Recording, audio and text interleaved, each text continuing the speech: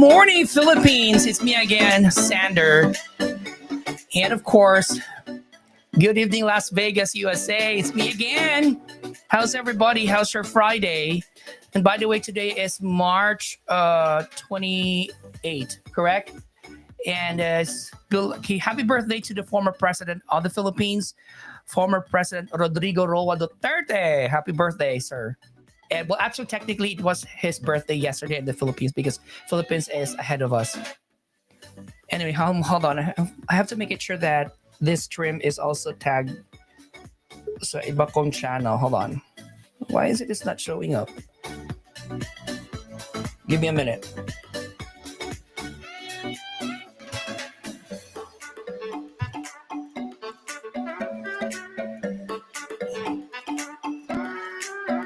Why is it I can't go live here?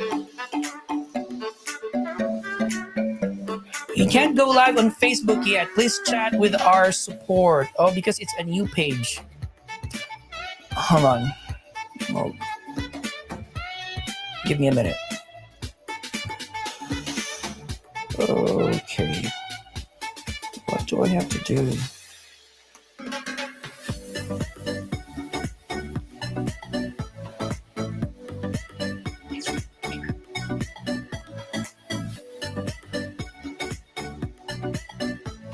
Hey, it's not showing up.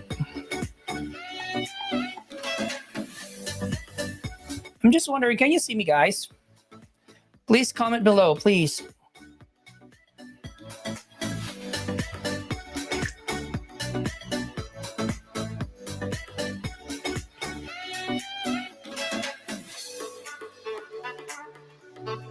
I think I have to do it manually.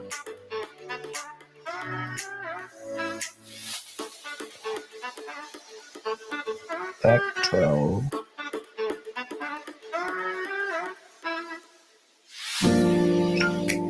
Perfect. Let's see. Switch. Need to mute now.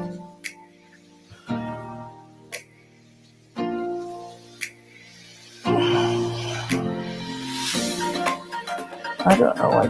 Perfect. There you are. There, finally I was able to share this stream. Good evening again. Kumusta po? What time is it? It's almost 8 p.m. here, my time.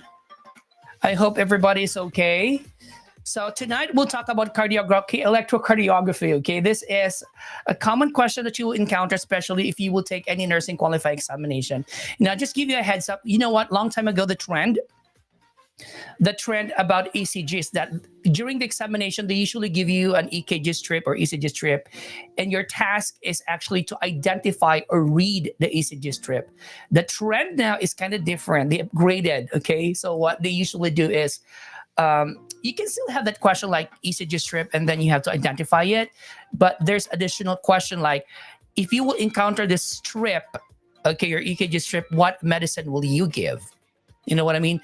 So they already incorporate pharmacology. That is why take note, do not forget pharmacology, especially why is this drug given to your patient. Not only that, you have to identify and understand the nursing consideration when you give the medicine, apart from the knowing the side effects and adverse effects of the meds.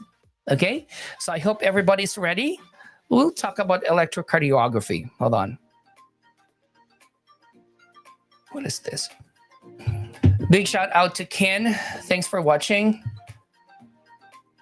Oh, big shout out to Sheila Lohman. Hello. How are you now? Still traveling nurse? No, Sheila. I stopped travel nursing. Right now I'm working as a clinical instructor here in Las Vegas College. Yeah, I miss travel nursing. I used to do that for, I guess, almost 3 years. What about you? How's your business? Oh, guys, especially people here residing here in the US, if you want to buy some jewelries, contact Miss Sheila Lohman. She will give you a good price. And she's a legit seller. Okay, I think everybody's ready. We'll talk about electrocardiography, okay? So same thing, okay? We will talk about anatomy first, and then before diving into electrocardiography, because again, you need to understand anatomy physiology before you can appreciate disturbances and some diagnostic tests. Okay, so let me share my screen and then let's start.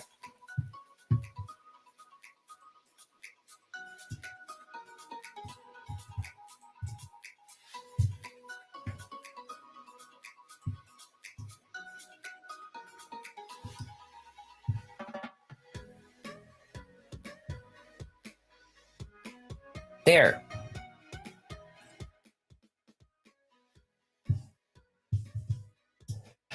Okay, so let's talk about electrocardiography or EKG. Now, maybe some of you here, other professionals or other members of the healthcare team, they say EKG instead of ECG. So, which one is better? Are they both correct? Yes, they're both correct. Okay, so your EKG. Oh, I was wrong.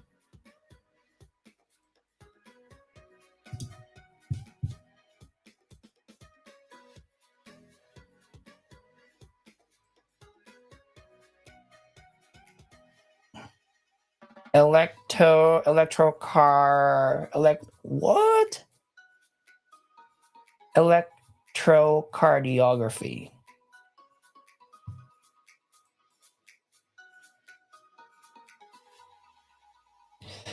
Okay, some will say it's EKG. Okay, again, other professionals will say ECG. So which one is correct? Oh, what's wrong with me? ECG. Now, they're both correct, but to prevent the error of hearing ECG as EEG because of the twang, because of the accent, remember EEG is electroencephalography that records electrical activities of the brain. So to prevent that error hearing ECG as EEG, it's best to say EKG. So again, the reason why we say it's EKG is to prevent the mistake of hearing ECG as EEG. Now you're giving me a little confusion. So let's go back. So what is electrocardiography? Electrocardiography, from the word itself, it is a graphic. Okay, it is a graphic representation of electrical activities of the heart.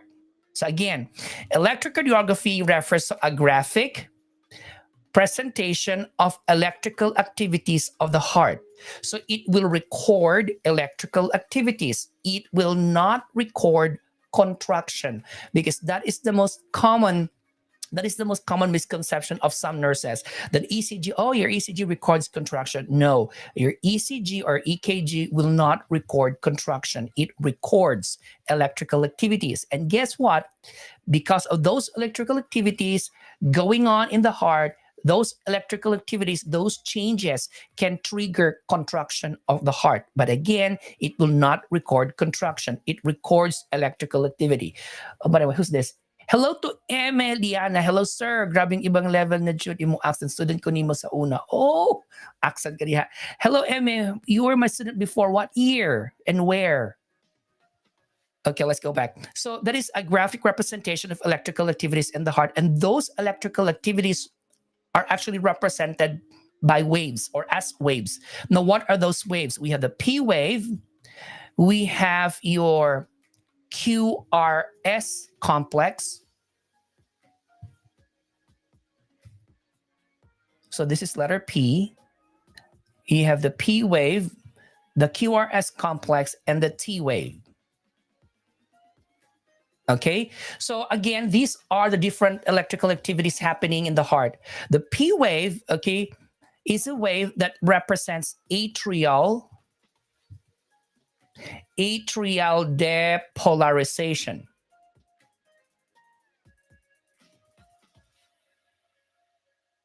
Your QRS complex represents two things. First is that it represents atrial repolarization.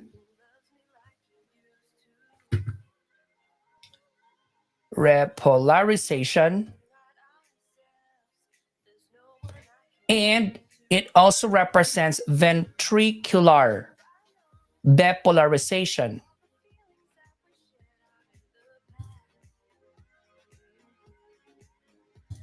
Your T wave represents ventricular repolarization. Not a big word, right? Okay, so what is the difference between depolarization and repolarization? Okay, so we have to define rep, depot, and repo for you to understand what are these waves for.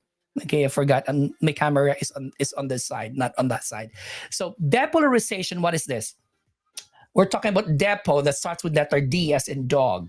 Okay, your depolarization is actually a process by which the cells in the heart, okay, or the cardiac cells or the cardiac tissue, the muscle, become less negative and they contract. Okay, again, depolarization is a process by which the cardiac cells or the cardiac muscles, okay, become less negative and contract. Now, why did it happen? Why is it that the muscles in the heart or the cells in the heart turn less negative? It's all because of influx of sodium ions. Remember, when sodium ion enters the cell, and sodium is an electrolyte that is positively charged. Okay, when sodium enters the cell and it is a positive charged electrolyte, that will make the cell less negative because a positive ion enters. Okay, so again, depolarization is a phase or a process in which the cells, the muscle, becomes less negative. Why? Because sodium ion enters the cell. And because of that, it causes contraction of the muscles. You call that as your depolarization. After the muscles contract, okay, that cell will go to its repolarization state. What is repolarization state? Repolarization state is a process by which the cell goes back to its negative state or resting phase.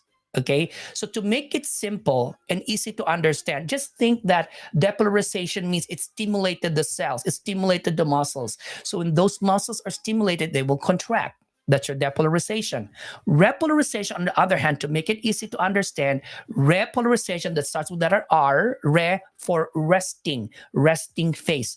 Now again, depolarization, it makes the cells less negative and then they contract. After that, they do repolarize. Repolarization is a phase when the cells go back to its negative state, its resting phase. Now, why do you have to emphasize that, Sir Sander?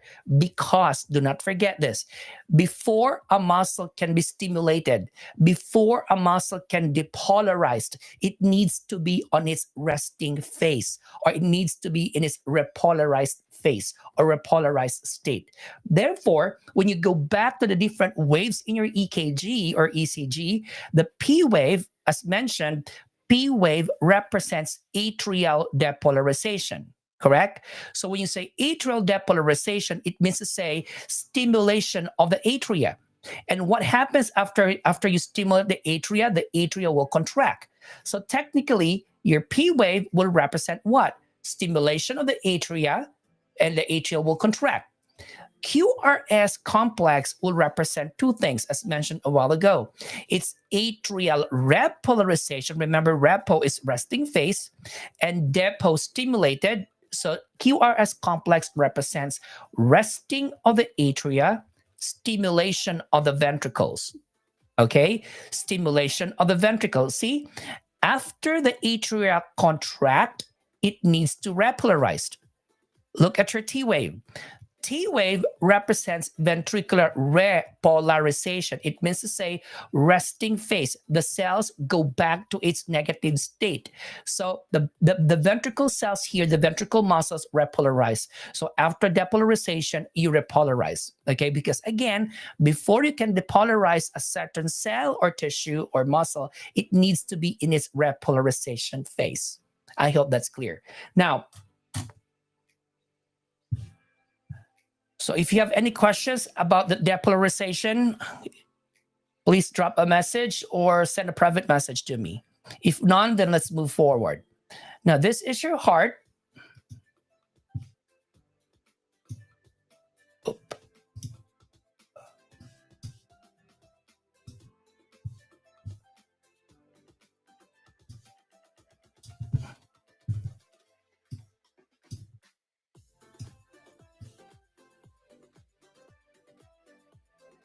I hope you can still remember this. You like cardiology concept?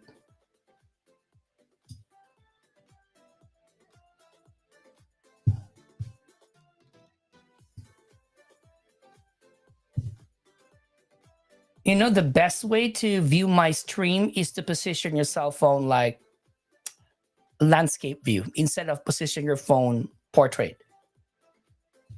Okay, let's lock this one. Let's try to use color black. Okay, let's identify the anatomy of your heart. Okay, so this is your superior vena cava. Okay, superior vena cava. The blood that enters your superior vena cava is a form of deoxygenated blood from your head, from your trunk, okay, from your upper extremities. The blood from the lower extremities, deoxygenated part of your tummy, will enter your inferior vena cava. Okay, so these two deoxygenated blood enters the right side of the heart, passing first the right atrium. So this is the right atrium. This is what we call the right ventricle. Okay, this is your left atrium, and this is your left ventricle. Okay, so technically your heart has two sides. We have the right side of the heart and the left side of the heart. These two sides are actually separated by a membrane called septum. Okay, so you call this part here as your atrial septum. This part here is your ventricular septum. Okay, so we call that in general as your atrioventricular septum. So it divides the two sides of the heart. Okay, so it prevents mixing of your oxygenated and your deoxygenated blood. Okay, and here are your great vessels. Okay, where are your great vessels? Let me erase this first.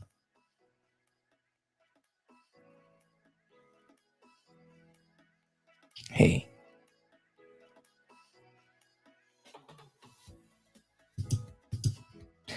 Okay, so this is your pulmonary trunk. Okay, your pulmonary trunk. And this is your arc of aorta. Okay, so the pulmonary trunk receives blood from the right ventricle. So technically, the pulmonary trunk carries unoxygenated blood, and it directs the blood to your lungs. Okay, for what we call gas exchange. And again, if you were present yesterday or last night, that type of gas exchange is your external respiration. So when the blood is oxygenated, the blood freshly came from the lungs, it will pull directly to your pulmonary veins. Okay, remember that the pulmonary veins are the only veins in the body that carry oxygenated blood. And then it dumps the blood to the left side of the heart, that is your left atrium. So that explains that the left side of the heart receives and pumps oxygenated blood. And that goes to your left ventricle, goes to the arc of the aorta, and to be distributed in the different parts of the body, right? Okay, now there are also valves in the heart. This valve here, okay, this is, we have two types of valves. What are the two types of valves in the heart? So you have the AV valve. So this is a valve that can be seen between the atrium and ventricle. You call this as your atrioventricular valve. And another valve is your semilunar valve. Okay, so this is your AV valve and another AV valve. So you have two AV valves in the heart. An AV valve on the right side is your tricuspid. An AV valve on the left side is your mitral. Other book, they call that as your bicuspid valve. What about semilunar? Your semilunar valves are valves attached to your great vessels. So this is your pulmonary trunk. There's a valve there. You call this as your pulmonary semilunar valve. And this is your arc of the aorta. There's another valve attached to that. That is your semilunar. You call that type of semilunar valve as your aortic semilunar valve. So technically, when you say semilunar, we name semilunar valve based on its attachment or location. If the type of semilunar can be seen in your pulmonary trunk, then you call that as your pulmonary semilunar valve. If the semilunar valve can be seen in your arc of aorta, then you call that as your aortic semilunar valve. Now, thing to remember in your NCLEX, valves may differ on its name, valves may differ on its location, valves may differ on the number of flaps or cusps, but regardless of their differences, those valves serve one purpose. And what is that purpose? To prevent reflux or regurgitation. Okay, that is why a patient with valvular defect or valvular abnormality, the likelihood to have reflux or regurgitation increases. And one more thing, another question in your NCLEX about valvular closure. Don't forget this. When valves close, okay, again, when valves close, they produce sound. You call that as your heart sound. So when you say heart sound, no, what are these heart sounds? You have your S1 and you have your S2. Your S1, that is your lub. Your S2, that is your dub. Okay, remember I said that when valves close, they produce sound. Therefore, the question here is what causes lub or S1? Lub or S1 is brought about by closure of the AV valve. In short, when these two valves close, okay, these are your AV valves, right? When these two valves close, they produce sound. Lub, lub, lub. That's your S1. What about dub or S2? Dub or S2 is due to the closure of your semilunar valves. Again, these are your semilunar, okay? Your pulmonary semilunar and the aortic semilunar valves. When these two valves close, they produce sound, and that is your S2. That's your dub, dub, dub. So don't forget this. Lub is due to the closure of your AV valves. Sorry.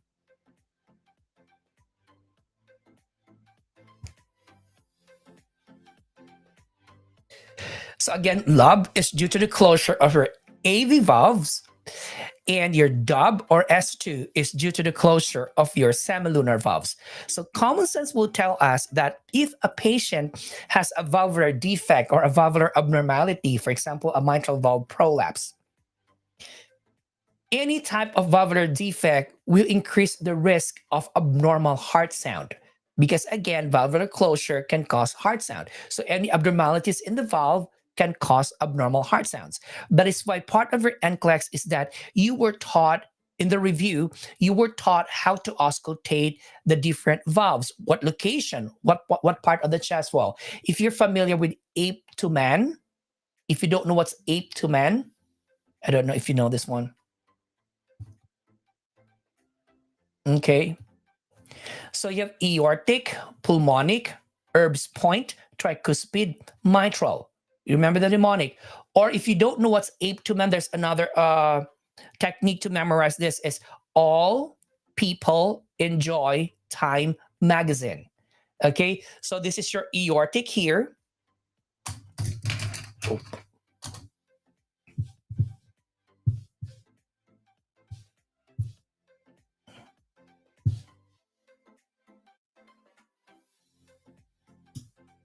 okay, so aortic here, aortic, pulmonic, Erb's point, tricuspid, and mitral. Okay, so you place your stethoscope on those sides if you want to assess, check your different valves. Okay, or another tip there is your all people enjoy Time magazine. I just want to stress that. Okay, let's go back. Now, S1, S2 are normal heart sounds. Okay, when do we hear S1? We hear S1 before S2. When do you hear S2? We hear S2 after S1. There are additional heart sounds. And what are these additional heart sounds? There's such thing as what we call S3, okay, and S4.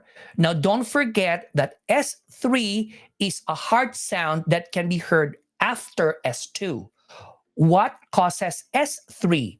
The cause of S3, and by the way, S3 can be normal and can be an abnormality. S3 is normal to, young patients. S3 is also normal to pregnant, athletic people, healthy adults, but unhealthy adults sometimes they have S3. So when you say S3, it can be normal to some, it can be abnormal to some people. S3 is usually related to a condition called hypertension. Okay, so S3 is attributed to hypertension. Oh, sorry, related to heart failure. Sorry, it's not hypertension, it's heart failure. So S3 is attributed to heart failure. I want to correct myself, not hypertension. What about another heart sound? It is your S4. Your S4 is heard before S1.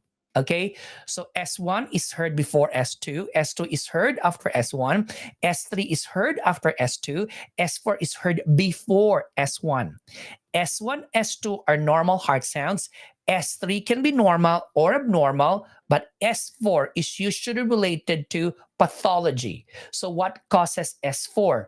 S4 is usually attributed to what we call hypertension. So, what's your technique?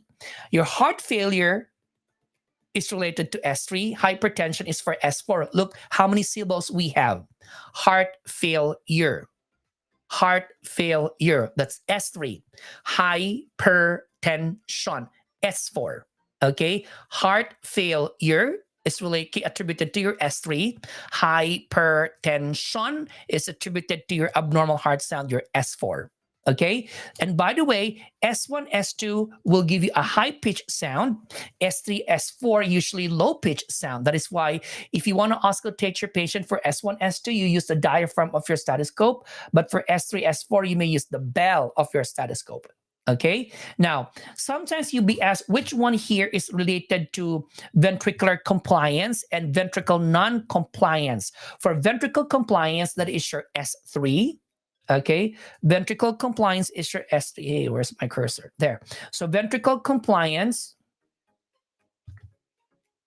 is your S3. S4 is related to ventricular non-compliance. So another technique. How many syllables do we have for compliance? Compliance, S3. So ventricular compliance is attributed to S3.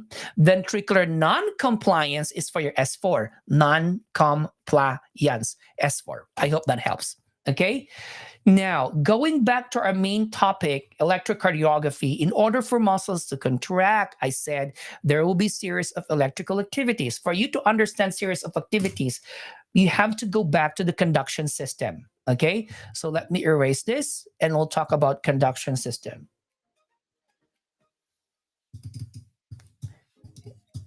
Here we go again. It won't turn off.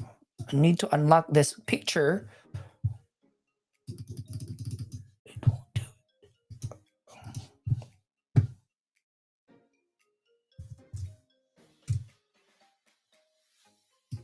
There.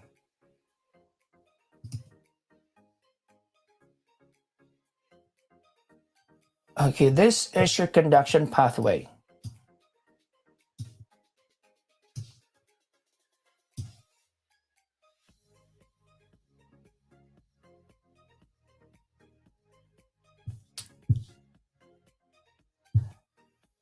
Let's lock this one.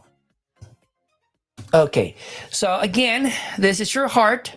So this is your conduction pathway. So the SA node is here. This is your SA node. Your SA node is considered to be the pacemaker of the heart, correct? Why do we call it pacemaker? Because it sets the pacing, it sets the rhythm. That is why if you have an injury or damage in your SA node, most likely you will end up having abnormal rhythm. Okay, so your SA node, this one, take note, your SA node can deliver an impulse ranging from how many beats per minute? It's about 60 to 100 beats per minute. Okay, let's write it here. SA node, as mentioned, is the pacemaker. From the word itself, pacemaker, it will make the pacing, it will set the pacing, and it can deliver an impulse ranging from 60 to 100 beats per minute. Okay, more than 100, you call that your tachycardia. Less than 60, you call that bradycardia. So this is your AV node. This part here is your AV. You have it here, AV node. Your AV node, okay, your AV node can set a rhythm, an impulse ranging from 40 to 60 beats per minute. Okay, it's 40 to 60 beats per minute. This part here is your bundle of His. This is the right branch because it's the right side of the heart, and this part is the left branch because that's the left side of the heart. Okay, and then you have here the Purkinje fibers. So that will be the conduction pathway. So the conduction pathway will begin from your SA node, going to your AV node, goes down to your bundle of His, then distributed to your right branch and left branch all the way down to your Purkinje fibers. Now, what is the relevance of these two? Okay, remember, your SA node is the pacemaker of the heart. It can set the rhythm and impulse ranging from 60 to 100 beats per minute, and that's normal. That's the normal and accepted limits for your heart rate. More than 100, you call that your tachycardia. Less than 60 is bradycardia. The AV node can deliver or fire an impulse ranging from 40 to 60 beats per minute. In short, let's simplify this. Let's say that the SA node is the main power supply because that's the pacemaker. This is your power supply. This is the power supply provider. So in the event that the SA node cannot fulfill its function. What's that, Miss Universe? In the event that the SA node cannot fulfill its function, the power supply is down. Okay, there is a backup system. Okay, there is a generator, a power supply generator. And what is that? Your AV node. So in the event that your SA node is in trouble, don't worry, an AV node will kick in. But sad to say, the AV node can only deliver a heart rate ranging from 40 to 60 beats per minute. Now, so this is the main power supply. This is your generator. What if the generator is not working well? Is messed up? Who will give the power supply? Your ventricles. And guess what? The ventricles has an ectopic foci. Okay, your ventricles can deliver little fire off electrical impulses, but guess what? What is the rhythm or rate set by the ventricles? Your ventricles can fire and can generate 20 to 40 beats per minute. Question: do we live at 20 beats per minute? No, we don't. Remember, the normal heart rate is 60 to 100. So you will not survive if your ventricles will kick in, because it will only set 20 to 40 beats per minute. So what is the implication? The implication there, nurses, is that if you have SA node or AV node malfunctioning, okay, then doctors will suggest pacemaker implantation. So again, when is pacemaker implant indicated? This is indicated or advised to patient with SA node, AV node malfunctioning. Okay, I hope that's clear. We will talk about your pacemaker most probably in a different session. Okay, so let's go back. Let's go back to your conduction system. So again, the impulse will travel from the SA node to AV node, bundle of His, right and left branches, okay, and then down to your Purkinje fibers. Now, I want you to look at me, and I will explain what happens in your conduction system. Okay, good. I hope you can still see the picture on the other side. Okay, other side of the screen. So you have your SA node, AV node, bundle of His, right and left branches, and Purkinje fibers. Look, let's say that this is your heart, okay? So this is your right and left atrium.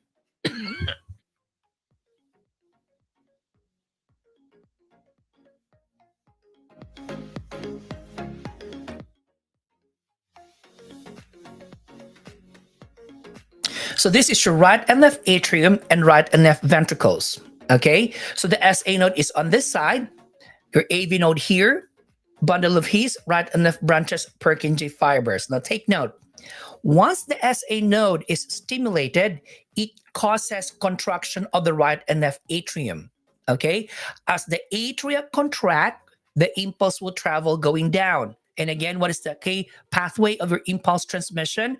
From the SA node to AV node, bundle of His, right and left branches, down to your Purkinje fibers.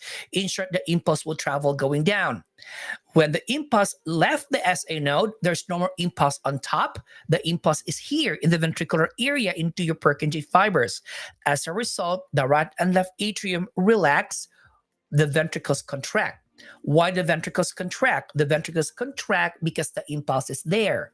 Okay, after the ventricles contract, it will relax. Okay, let's do it again. Right and left atrium, right and left ventricle. Once the SA node is stimulated, it causes contraction of the right and left atrium. As the atria contract, the impulse will travel going down. Okay, as the impulse travel down, there's no more impulse on top. Impulse is here. As a result, there's no more impulse on top. The atria will relax. Impulse is here. The ventricles contract. After ventricles contract, they will relax. I hope that's clear.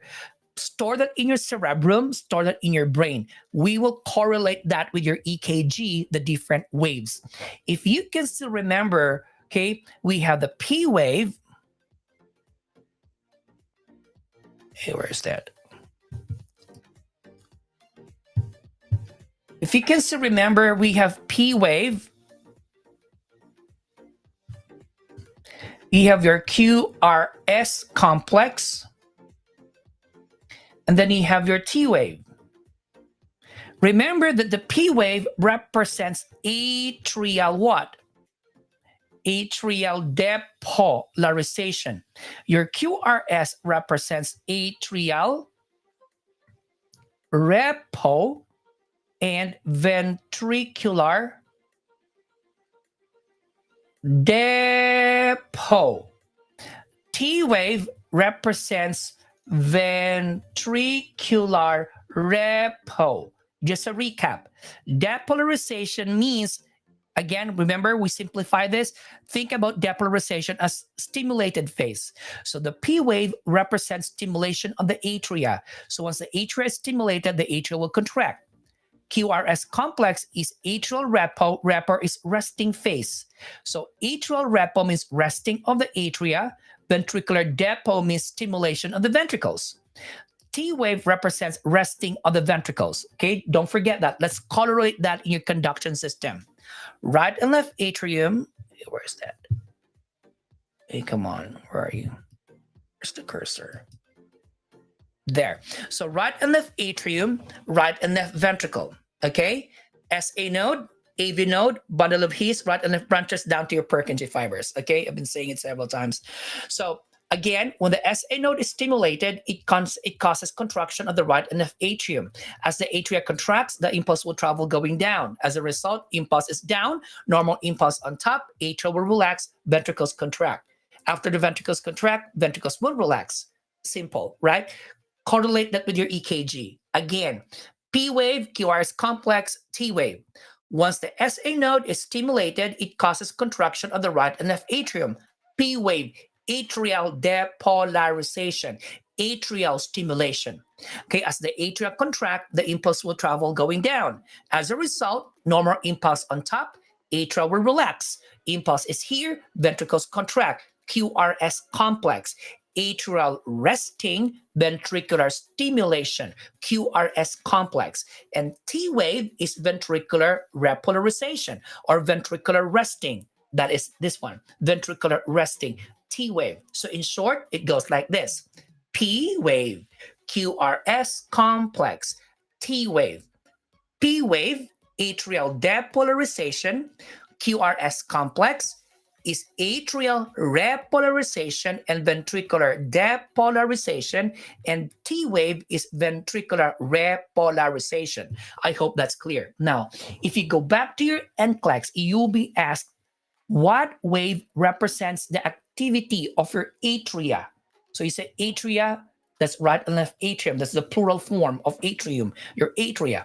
So what wave represents the activity of the atria? Your answer is P wave, because P wave represents atrial depolarization. What about what wave represents the activity of your ventricles? So ventricular activity is represented as your what? In your EKG, QRS complex. QRS complex. Okay, that is why common sense will tell us nurses that if you want to know, okay, if you want to check the atrium of your patient, if you want to check if there's any abnormality in the atrium of your patient, always check the P wave. If you want to know if there's something wrong with your ventricles, you check the QRS complex. That is why in your advanced EKG, maybe I will do this soon, if you suspect atrial hypertrophy or enlargement of the atrium, you check the P wave. If you suspect left ventricular hypertrophy or right ventricular hypertrophy, in short, enlargement of the ventricle, you check the QRS complex. Okay, that will be in a separate topic. Anyway, for here, just the basic discussion about your EKG or electrocardiography. Okay, so I hope you understand the conduction system and you were able to correlate that with your waves. So the P wave, QRS complex, and the T wave. Now let's move forward. Oh, by the way, here is this. Hi, sir. I was your student before. How are you? I'm all good, Jane Lester. Thanks for watching. I was your student before. When? What year was that? And where? Now let's move forward. This is your EKG strip, okay?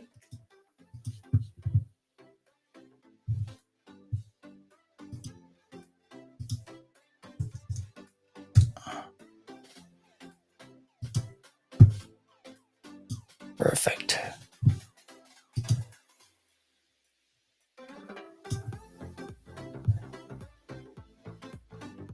ECG peak here.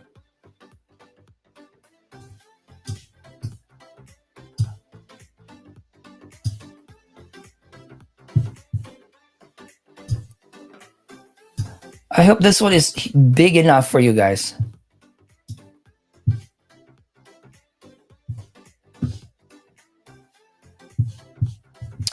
Okay, so this is your EKG strip. Okay, so you're an EKG. When you look at the ECG strip or EKG strip, you can see, what is this? Chris Furio. Hello, Sir John. Hi. What's normal sinus rhythm? How did you know, Chris, that this is normal sinus rhythm? How did you know that? Okay, anyway, so this is your EKG strip. So if you look at the ECG strip, you will see small boxes and big boxes. Okay, now don't forget that the big box, the borders of the big box are always darkened. Okay, let's use color blue. Okay, so look, so this is a small box. Okay, and this is big box. Okay, again, the borders of the big box are always darkened. Okay, the borders of the big box are always darkened. Now, one small box, okay, one small box is 0.04 second. Okay, 0.04 second. Two small boxes, okay, will be what? 0.08. One big box with 0.20 second. Okay, I hope that's clear. And one small box is equivalent to 1 mm. So in short, if one big box has 5 small boxes, look, it's 1, 2, 3, 4, 5. If one big box has 5 small boxes, how many mm is one big box? That will be 5 mm. Okay, I hope that's clear. And look at the waves. So this is your P wave. That is your atrial stimulation or the atrial depolarization. This is your QRS. This will represent your atrial resting and ventricular stimulation, or your atrial repolarization and ventricular depolarization. And this is your T wave. T wave represents ventricular resting or ventricular repolarization. Okay, so again, so P, QRS, T. P, QRS, T. Therefore, we can say that P, QRS, T is one heartbeat. Am I right? That's one heartbeat. Now, look at the different values and the terms you need to remember. So, from the beginning of the P wave, the beginning of P wave, and beginning of the QRS complex, that is what we call PR interval. So, the PR interval, if you look at the ECG, it's the beginning of the P wave and the beginning of the QRS complex. Okay? The end of your S wave to the beginning of your T wave is what we call ST segment. ST segment.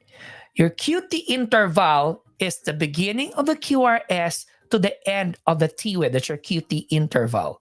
So those are common terminologies. Okay? Now, if you look at the EKG tracing, it follows a straight line, correct? Now you call this line as your isoelectric line. Okay, isoelectric line. Look at your ST segment. Your ST segment is along your isoelectric line. In the event that your ST segment is above in the event that your ST segment is above the isoelectric line, then we call that as your elevated ST segment.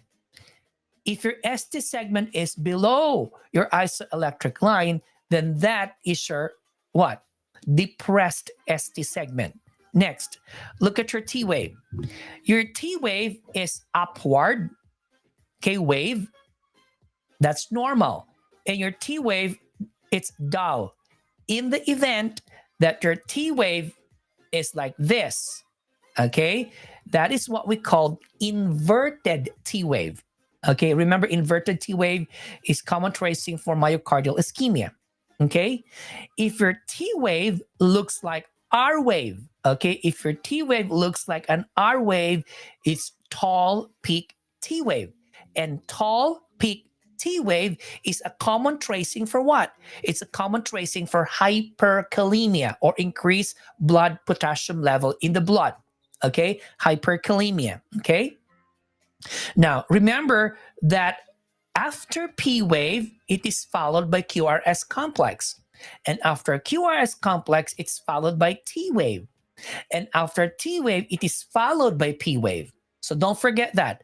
One P wave in every QRS, one T wave after QRS. Okay? I hope that's clear. So P wave, QRS complex, T wave. A wave that represents atrial activity is the P wave. A wave that represents ventricular activity is the QRS complex. That's simple. Okay? Next, when you say EKG strip, be familiar with 6-second strip. Don't let me. Whiteboard. Delete. This is your 6-second strip. Okay.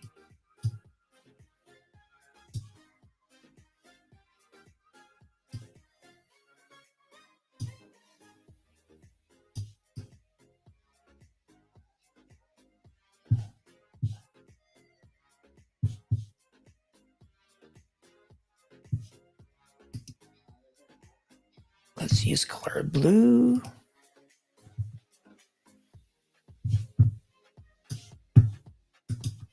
Okay, now this is your ECG strip.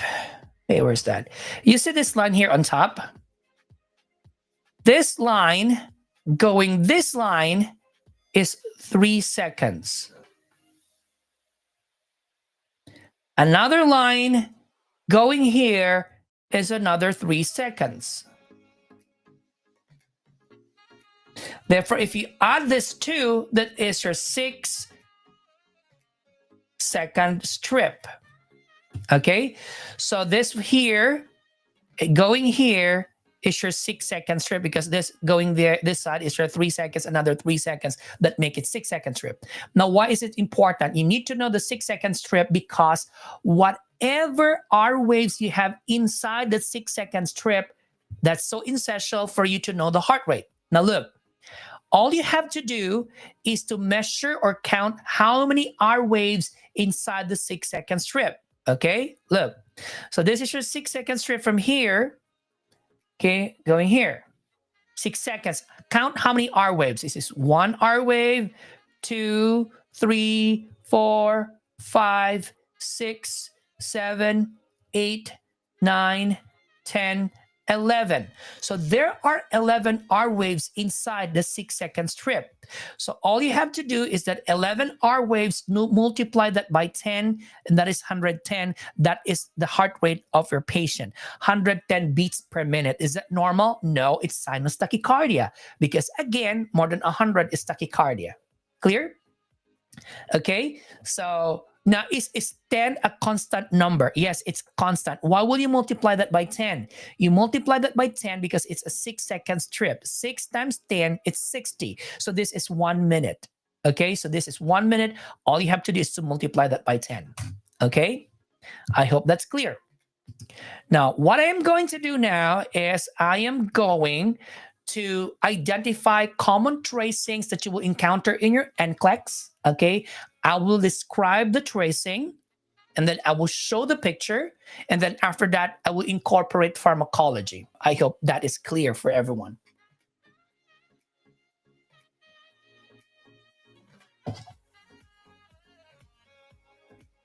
Hold on.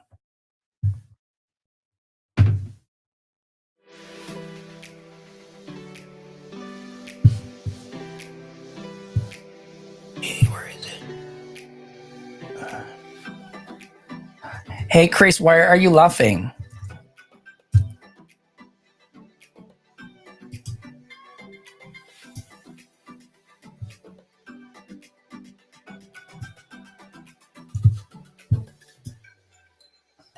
Okay, let's begin.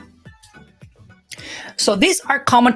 Actually, there's several ECG tracings, but I will only discuss the most common. Okay, that most likely you will encounter in your examination. So these are common tracings.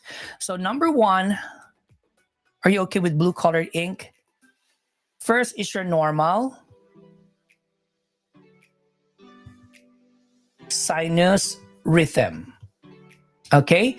Now, how will you know it's a normal sinus rhythm? It's a normal sinus rhythm if, okay, the heart rate is within 60 to 100 beats per minute. Chris said, sir, that's an early reaction. Now, that's fine. So it's 60 to 100 beats per minute. Next, when you will know that it is a normal sinus rhythm, you have a complete waves. Waves are complete.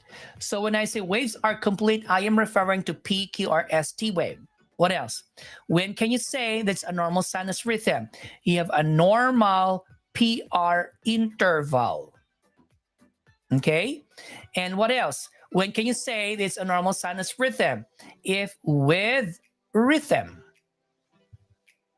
So don't forget this. How will you describe a normal sinus rhythm? A normal sinus rhythm, waves are complete with rhythm. The heart rate is within the range of the 60 to 100 beats per minute, and the PR interval is normal. Question, what is the normal PR interval?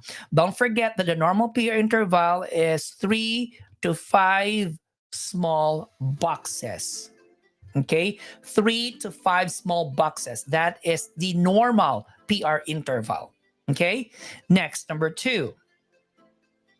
What about sinus tachycardia? Sinus tachycardia. So I will write all those tracings, describe them, and after that I will show you the picture. Okay. So when can you say it's sinus tachycardia? It is sinus tachycardia if the heart rate is greater than 100 beats per minute. Okay. Waves are complete. Okay. You have a normal PR interval, and take note with rhythm. Okay, so again, that's your sinus tachycardia. So waves are complete, normal PR interval with rhythm. By the way, how will you know that a tracing has rhythm? Ideally, we use a caliper. Okay, so we use a caliper. We measure the distance of R wave to another R wave. If they have the same distances, if they have the same spacing, it means the same with rhythm. And of course, if the waves are complete as well. Okay, so that's your sinus tachycardia. Question, what medicine will you give if your patient has sinus tachycardia? Because I said I will incorporate pharmacology here, right? So a patient with sinus tachycardia, what meds do we give? So I need to erase this. So usually, what medicine do we give for sinus tachycardia? We give beta blockers. Just a reminder, do not take my lecture as your final and your in replacement of your physician's intervention and advice. I only do this for your NCLEX examination review. Okay, you need to go to your doctor, to your cardiologist to seek medical help. Okay, so your beta blocker is usually given to patient with what we call sinus tachycardia. So a beta blocker is a form of an antidysrhythmic medication. It is actually class 2 of your antidysrhythmic med. It's a beta blocker. So it blocks beta receptors. So what does it do is it blocks the beta receptors, slowing down the impulse transmission, decreasing the heart rate of your patient, and it also causes a decrease in the blood pressure. That is why beta blocker is also an antihypertensive med. So when you say beta blocker, it's a drug that usually ends with olol. Example here is your metoprolol, propanolol, metoprolol. Okay, it ends with olol. Now, thing to remember in your examination, since this is a medicine that blocks beta receptors that will decrease your heart rate, it decreases your blood pressure. Don't forget this in your examination. Okay, let's write here. Nursing alert. Okay, number one, if your patient is about to receive beta blocker, always check the heart rate of your patient and always check the blood pressure. take note. Do not give, okay? Do not give if the heart rate, okay? If the heart rate of an adult is less than 60 beats per minute. Do not give beta blocker if the heart rate of a pediatric is less than 100 beats per minute, because again, it causes bradycardia. Okay, do not give beta blocker if the blood pressure of your patient is less than 90 over 60 millimeters mercury. Now, having said this, the question, can you delegate this type of assessment on LPN or LVN? The answer is no, because it's an assessment. It's a form of a prerequisite assessment. Remember, you cannot delegate what you eat. I hope you can still remember this to all my students there. We cannot delegate what we eat. What is this? E stands for evaluation, A stands for assessment, and T stands for teaching. So we cannot delegate this task to an LPN or LVN. Correct? Now, what about vital signs taking? Can we delegate vital signs taking to an LPN? Yes, because it's routinary. That is why it's not absolute. It's not absolute that you cannot delegate assessment, because again, weighing patient daily, checking vital signs on a regular basis is also a form of assessment. Okay, so what type of assessment cannot be delegated? If the type of assessment is prerequisite assessment. The only type of assessment that can be delegated is routinary assessment. Let me give you an example. Weighing the patient daily, same time of the day, using same weighing scale. It's a form of routinary assessment. Checking vital signs every 4 hours, that's routinary assessment. Okay, checking vital signs Q shift daily basis, it's routinary assessment. Therefore, it can be delegated. You can delegate.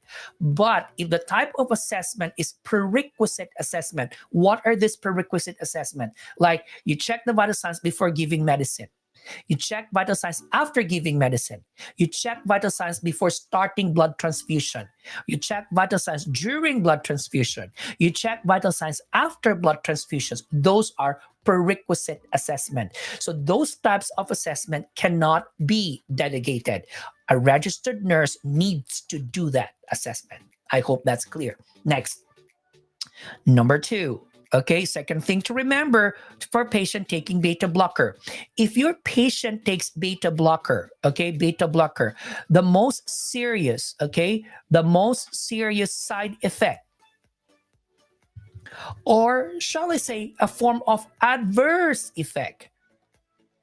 What is the difference between side effect and adverse effect? Do you know that adverse effect is a form of side effect? It's just that it's fatal. Okay. Now, a serious side effect is called adverse effect. By the way, the most serious side effect of beta blocker is bronchospasm. Okay, bronchospasm. What makes it serious? Bronchospasm can cause airway obstruction. Correct? Having said that, don't forget this in your exam. We do not give beta blockers to asthmatic people. Okay, why? Because in asthma attack, there is airway obstruction. The moment you give beta blocker, then it aggravates, it worsens airway obstruction. Okay, don't forget that. Next, number 3. I think this is more than 1 hour clip. I was thinking of finishing this task in just an hour, but I doubt. Number 3. Third thing to remember about beta blockers, always check your blood glucose or blood sugar. Why? Beta blockers may mimic hypoglycemia. That is why if you want to know if the patient is having an actual hypoglycemia or just an effect of the beta blocker, you check the blood glucose level of your patient. Okay, don't forget that. What else? Did I miss something? Yeah, number 4. Common cause of non-compliance. Non-compliance. Okay, remember, the most common non-compliance to male patient taking beta blocker is erectile dysfunction. And what is that? You call that as your impotence. And this is a common question in your exam. I can remember when I took the NCLEX, this thing came out. Okay, impotence. So impotence is the most common cause of non-compliance to male patients. Sorry. So impotence is a form of erectile dysfunction. It means to say that you cannot have an erection sufficient enough to last sexual activity. Okay, so impotence. So these are things you need to remember when you talk about beta blockers. Again, we give beta blockers to patients with sinus tachycardia. Next, number three. Number three is your sinus bradycardia. Sinus bradycardia. Now, how will you describe sinus bradycardia? Sinus bradycardia has a heart rate of less than 60 beats per minute. Remember, normal is 60 to 100. But guess what? You have complete waves. Waves are complete. What else? You have a normal PR interval. And take note with rhythm. With rhythm. So don't forget that. So the only difference is the heart rate. If the heart rate is more than 100, that's sinus tachy. If the heart rate is less than 60, that's sinus bradycardia. Considering, of course, waves are complete, normal PR interval, and with rhythm. So question, what medicine will you give to patient with sinus bradycardia? Oh my God, I forgot something. I forgot to mention that a patient with sinus tachycardia, we also do carotid massage. And I believe if you were around last night, I said that carotid massage can cause vagal stimulation that will decrease your heart rate. So in patient with sinus tachycardia, you can do vagal stimulation by doing carotid massage. I forgot to mention that. I'm sorry. Now, again, let's go back to sinus bradycardia. What medicine will you give here? What medicine will you give to patient with sinus bradycardia? You usually give atropine. Your atropine sulfate, your atropine is actually a form of an anticholinergic drug. Okay, so technically, when you give atropine, it causes sympathetic effect. In short, it increases your heart rate. Okay, now there are things you need to remember about atropine. Sometimes they will ask in select all that apply, what are common side effects of your atropine, your anticholinergic? So when I say atropine sulfate, okay, your atropine sulfate is an anticholinergic. By the way, if it's anticholinergic, it decreases mucus production. That is why don't be surprised that a patient scheduled for surgery, you can give atropine as a pre-op med. The reason why we do that is to decrease mucus production during surgery, because the more mucus produced during surgery, it increases the risk of infection post-op and it increases the risk of aspiration. Because especially the type of surgery is general surgery, your coughing reflex is somehow suppressed, so you cannot cough out secretions. The more mucus you have there, then it causes aspiration. Okay, so you have to give atropine for the reason that you have to decrease mucus production. Okay, anyway, with respect to your side effects, okay, what are side effects of your atropine? Don't forget your PDOC. Okay, these are common side effects of your atropine sulfate. P stands for photosensitivity. What is increased salivation? Chris, what are you talking about? Okay, sensitivity. I don't know how to write.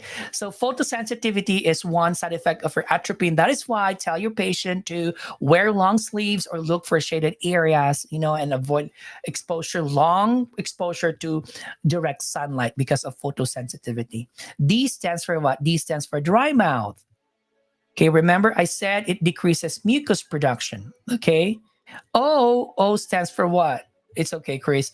O stands for your orthostatic hypotension. Orthostatic hypotension. Other book, they don't call this orthostatic.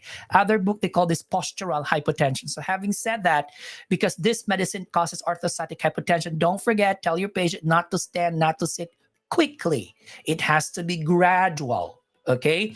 Because doing so, standing quickly, okay, walking quickly, standing quickly, sitting quickly, it causes hypotension. You may feel dizzy and then sometimes you will fall and hurt yourself, okay? And C stands for what? Constipation. So these are common side effects. Now, so speaking of constipation, as a nurse, what will be your nursing education here? Tell your patient to what? Tell your patient to walk cautiously because of orthostatic hypotension. Walking stimulates peristalsis. What else? You need to modify your patient's diet. What should be the diet of your patient? The diet should be high fiber diet, correct? High fiber prevents constipation. Tell your patient to drink water too. Okay, so these again are common side effects of your atropine. Don't forget your mnemonic PDOC. Okay, photosensitivity, dry mouth, orthostatic hypotension, and constipation. Let's proceed. So we're done with three. So we're done with normal sinus rhythm, done with your sinus tachycardia, we're done with sinus bradycardia. Let's proceed to number four. So number four, we will talk about atrial dysrhythmia.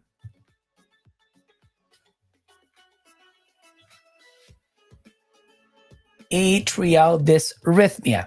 Okay, so when I say atrial dysrhythmia, okay, there are two common atrial dysrhythmias you need to understand. Now, what are these two common atrial dysrhythmias? So we have here your atrial flutter.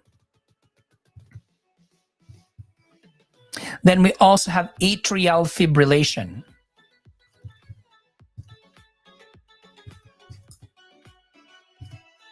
Okay, now before we'll discuss atrial flutter and atrial fibrillation, that's okay, Chris.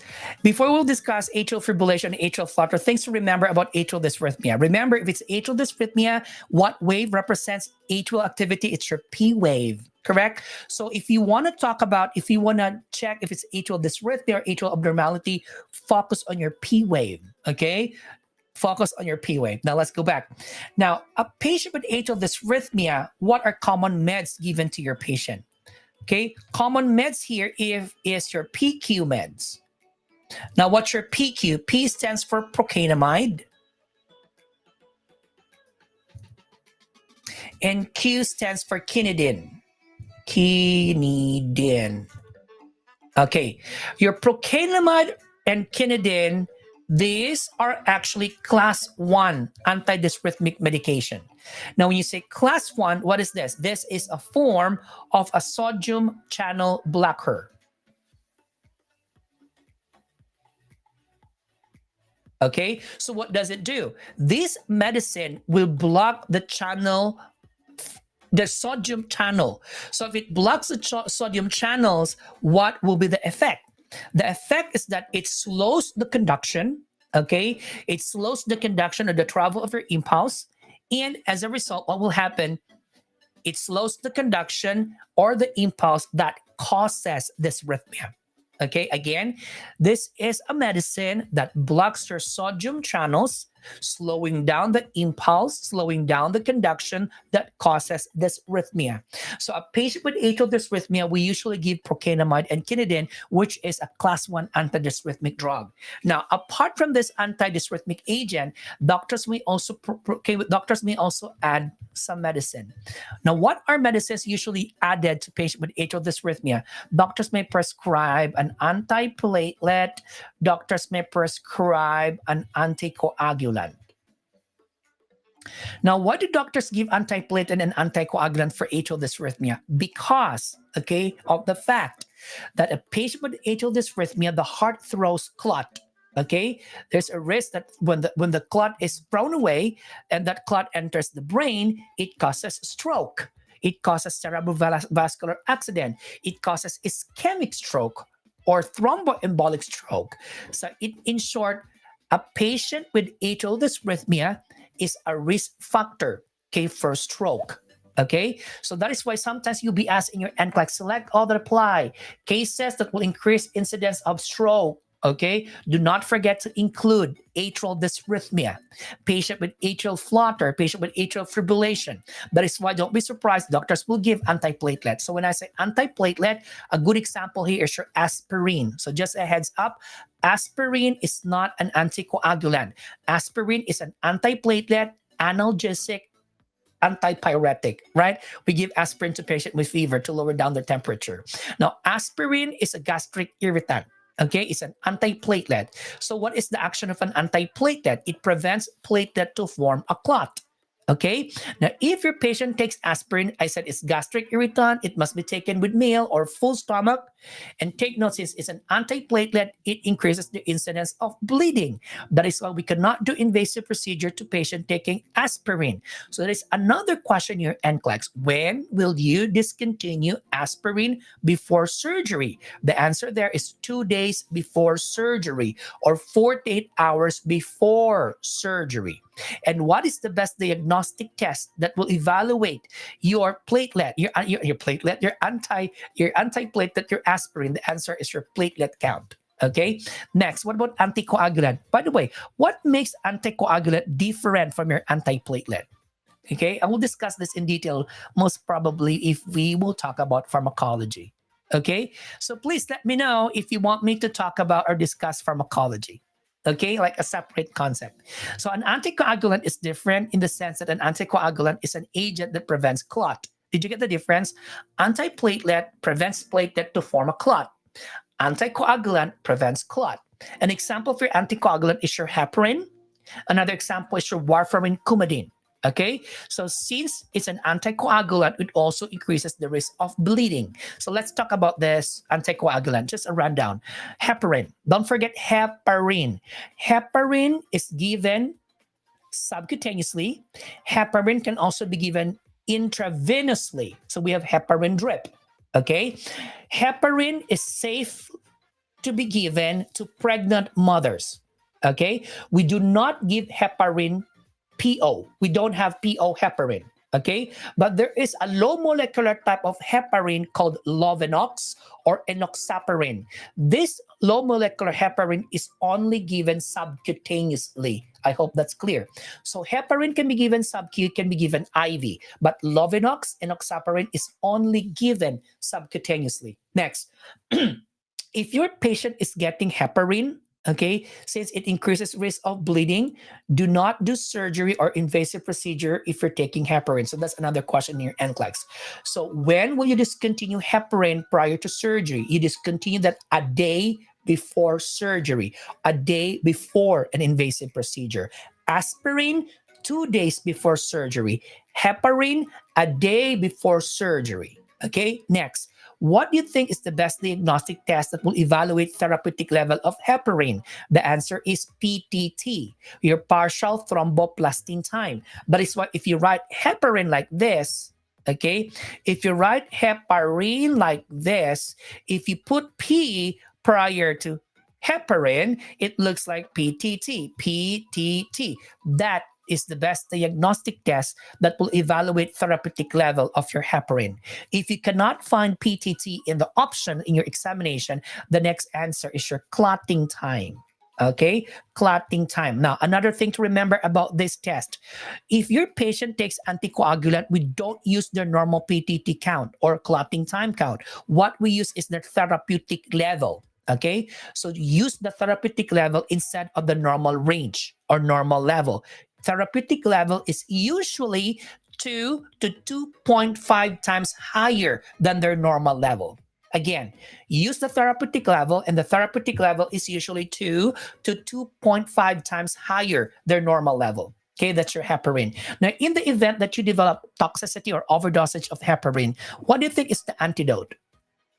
Can you tell me? What do you think is the antidote of your... Hold on, let me check if I'm still online.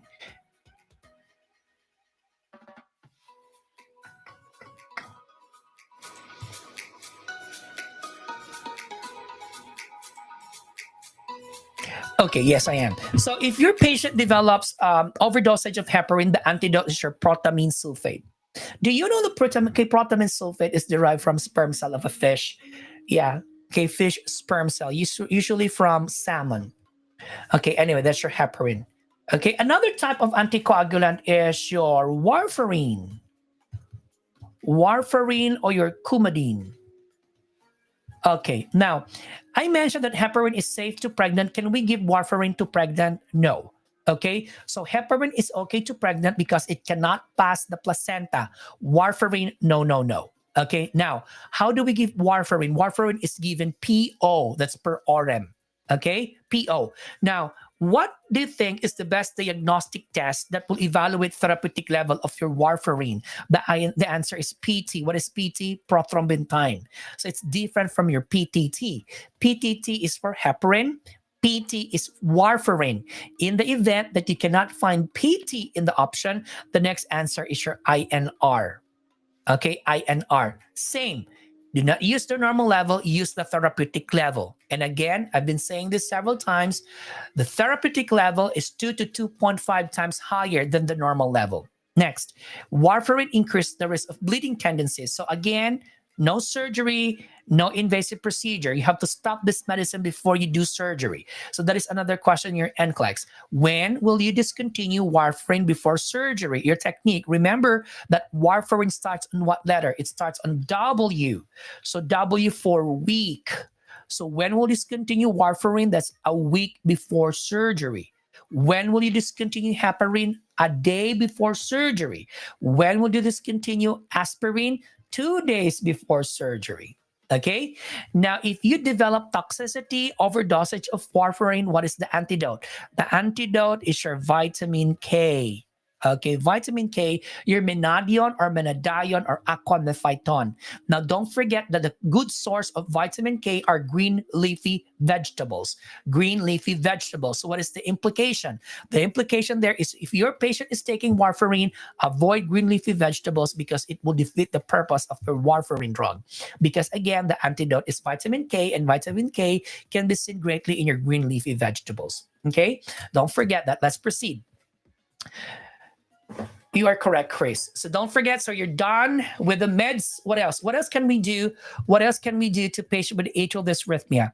So to patient with atrial dysrhythmia, doctors may recommend what? You may do here cardioversion. Cardioversion. So cardioversion, we can do that to patient with atrial dysrhythmia. What makes it different from your defibrillation? A cardioversion delivers a synchronized electric shock. And we usually use a low energy. Usually we start from 50 joules going up to 100 joules.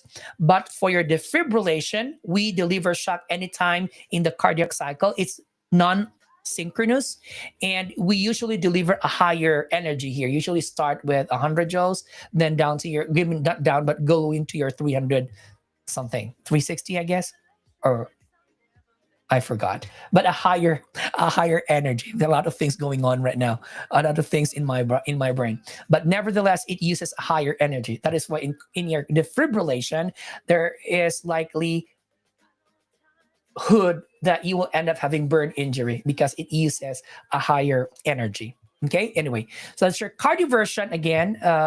Uses a low energy. It's synchronous. So in your cardioversion, we deliver shock specific to your um, ventricular depolarization, and that is your QRS complex.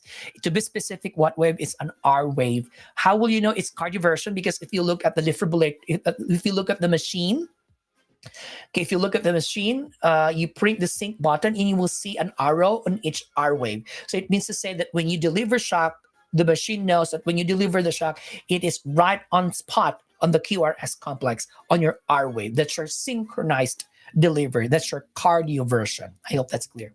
Anyway, so we do cardioversion for your atrial dysrhythmia, and these are your atrial flutter and atrial fibrillation. Now let's discuss. So when I say atrial flutter, how will you describe atrial flutter? So an atrial flutter, take note, usually atrial flutter with rhythm, okay, with rhythm.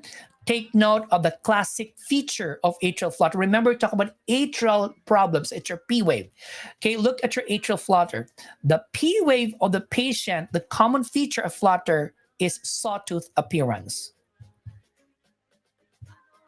Okay, so don't forget this. Atrial flutter, the classic tracing is sawtooth. But for patient with atrial fibrillation, good, how many hours are we online now? An hour and 20 minutes. Atrial fibrillation. Atrial fibrillation is different, okay? Atrial fibrillation without rhythm. I hope this is clear. So don't forget this. If it's fibrillation, there is no rhythm. So all fibrillation, there is no rhythm. Atrial fibrillation, ventricular fibrillation, there is no rhythm. And take note, look at the P wave. Okay? P wave is usually what? Absent. Or it's hard to identify. What about the waves? You have QRS complex. Do you have QRS complex in your flutter? Yes, with QRS complex. So a patient with atrial flutter, a patient with atrial fibrillation, you have QRS complex. That makes cardioversion possible. Am I right? That is why we do cardioversion, because these tracings, this dysrhythmias has QRS complex. So the main issue here is actually the P wave. Okay, so if with rhythm, sawtooth appearance, that's your flutter. If without rhythm, no P wave, but with QRS complex, that's your atrial fibrillation. Okay, so I hope that's clear. Next, let's make quick. Next, you have here your, let's talk about asystole. Okay, what number is this? I think this is number 5. Number 5 is asystole, or you call this as your flat line. Okay, in short, no waves. The only thing I need to stress here is do not defibrillate. Okay, we do not defibrillate patient on flatline or on asystole. I know what I hear some people say asystole. I also hear some people saying that asystole. So whatever is your pronunciation, you have the liberty. Okay, so you can say asystole or asystole, but point here is do not defibrillate. So what do we do with asystole or asystole is you convert that to ventricular dysrhythmia before you can defibrillate. So what we do if there is flatline, we do CPR.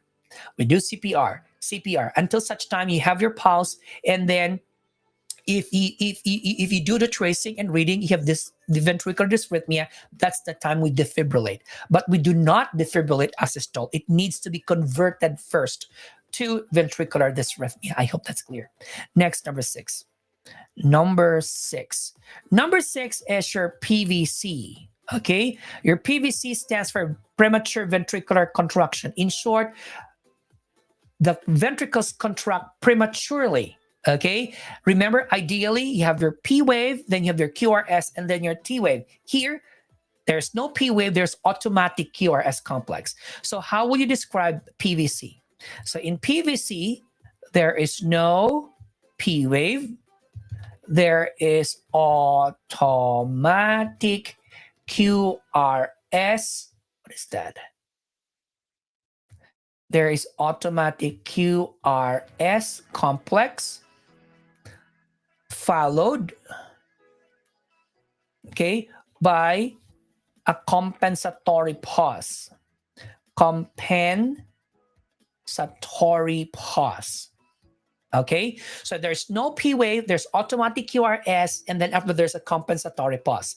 Thing to remember in your PVC, okay? Thing to remember in your PVC. Let's put nursing alert here. Okay, about PVC. Take note. 6 or more PVCs in 1 minute. Okay, 6 or more PVCs in 1 minute, tell the doctor. Why? That could be an indication that eventually patient will have a deadly dysrhythmia. Okay, why? 3 or more PVCs consecutively. Some book 2 or more, but I think it's 3 or more PVCs consecutively. That is a form of VTAC or ventricular tachycardia. Okay, next, number 2. If you have 3 or more in a row, okay, 3 or more in a row, notify the doctor, because that could be a deadly dysrhythmia. Okay, a PVC can progress so quick to your what? Progress quickly to your VTAC.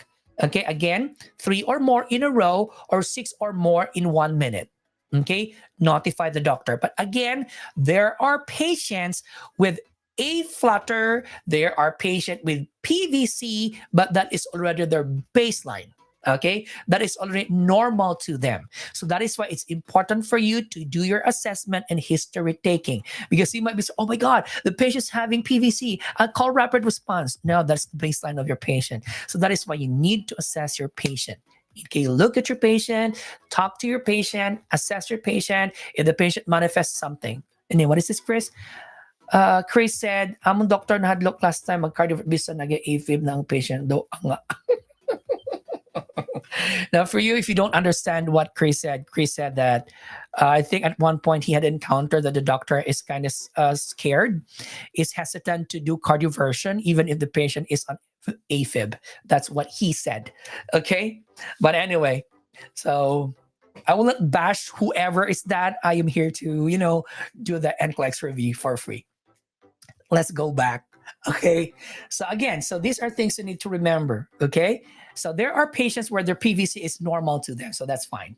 Okay. But nevertheless, if you admit a patient known to have cardiac issue, you can advocate to your patient that doc, this patient has an existing cardiac problem. Would you like to hook the patient in, in a telemetry in a monitor while the patient is in the hospital? What do you mean? That's their baseline. For example, your patient has an existing coronary artery disease, known to had coronary arterial insufficiency, or had angina pectoris, or had an MI before, and they were fully recovered, and because of that injury sustained in the myocardial infarction that resulted to PVC. You know what I mean? So that is normal to them. That's already their baseline. Okay.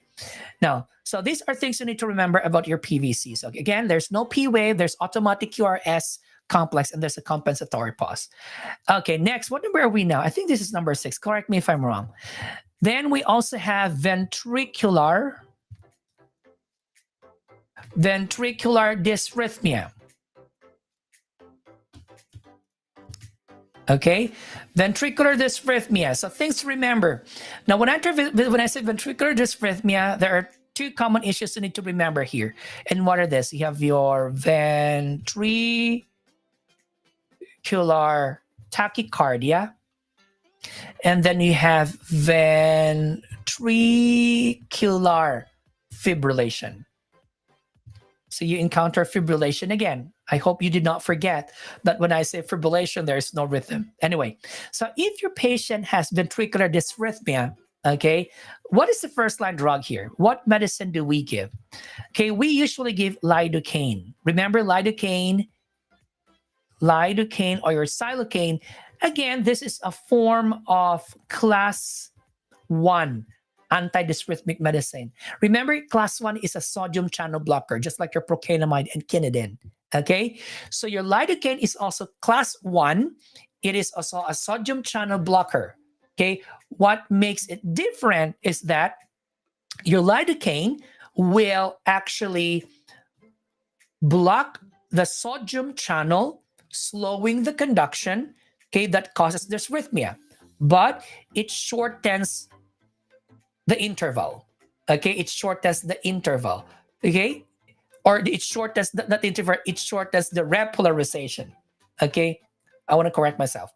Okay, now it's different from your local anesthetic lidocaine. Okay, now what is the difference between a lidocaine that is local anesthetic and a lidocaine that is antidysrhythmic? Okay, a lidocaine that is local anesthetic lidocaine is a lidocaine that has preservative in it. It has epinephrine.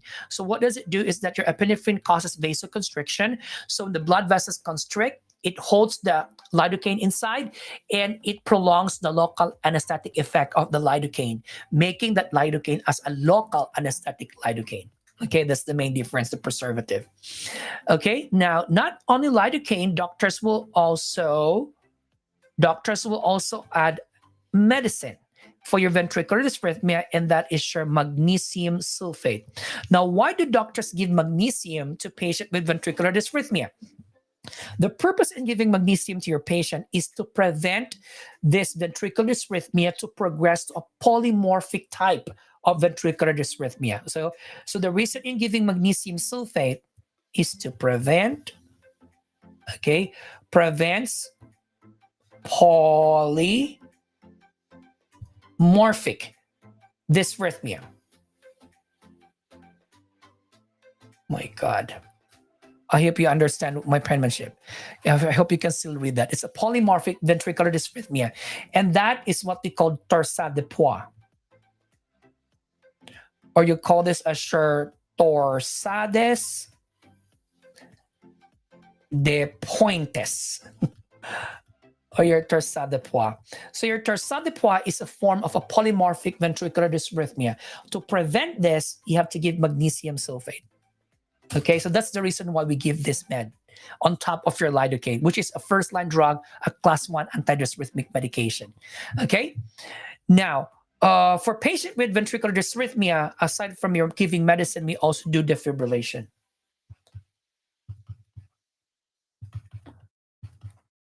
Okay, so I hope this is clear. So for your atrial dysrhythmia, we do cardioversion. For your ventricular dysrhythmia, we do defibrillation.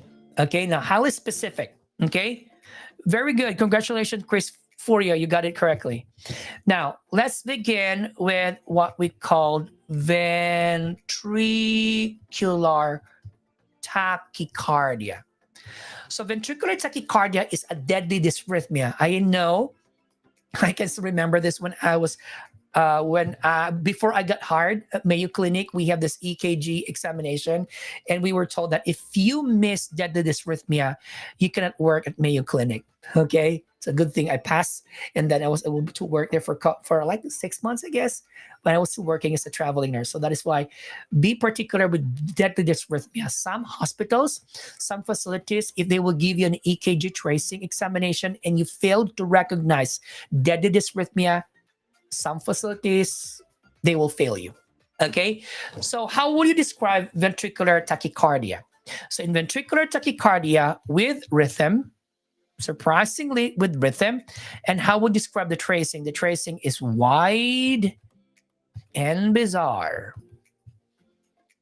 Okay, with rhythm, okay, wide and bizarre. We're talking about the QRS complex. Okay, thank you so much, Chris. Now, for patient with ventricular tachycardia, take note on this. If your patient has pulse, with pulse, or your patient without pulse, okay? So if your patient has pulse, we do cardioversion. If your patient has no pulse, we do defibrillation. I hope this one is clear. Okay, so the most important thing to remember here is that VTAC has usually a rhythm, and the tracing, the QRS, is wide and bizarre. For a patient with ventricular fibrillation, it's different.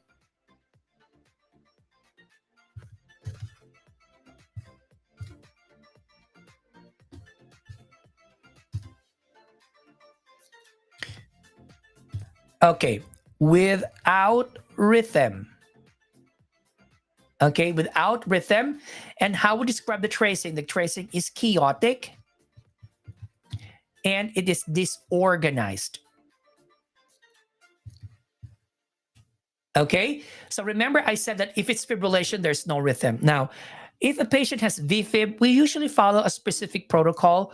What we usually do here is we follow this protocol, your DILM. Okay, so this is the usual protocol of your VFib. So D, we do defibrillation. Okay, then we give epinephrine.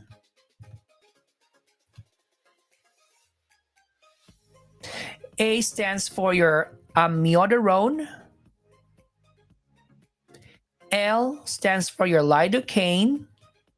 And M, we give magnesium sulfate. I already talked about defibrillation. You know what epinephrine is. We talk about lidocaine. I already gave you the reason why we give magnesium. Okay, what about amiodarone? Amiodarone is actually class 3. It is class 3 antidysrhythmic drug. So when you say class 3, what is this? It is a form of potassium channel blocker.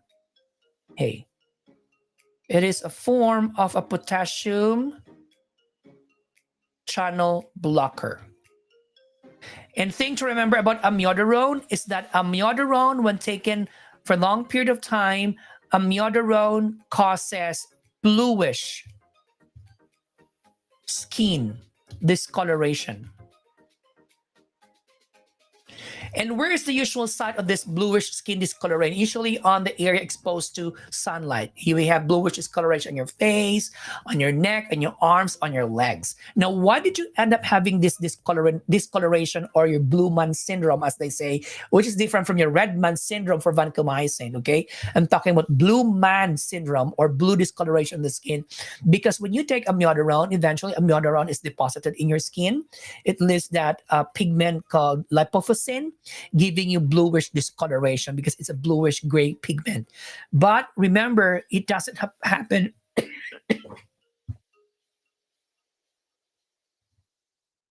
That's main problem. That's my concern. If I talk so fast, sometimes I get aspirated with my saliva. Okay, that is why students will always tell me, Sir John, you talk so fast, or Sir Sander, hold on, hold your horse. Mellow. Okay, so again, amiodarone. If you take amiodarone for a long period of time, it causes bluish discoloration. But if you stop amiodarone, don't worry because the bluish discoloration will fade away. Okay? So this will be your approach for your ventricular fibrillation. Okay? What else? I think we have one more and then we're done. And I'll show you the picture. Last will be your AV block. Yeah, your AV block.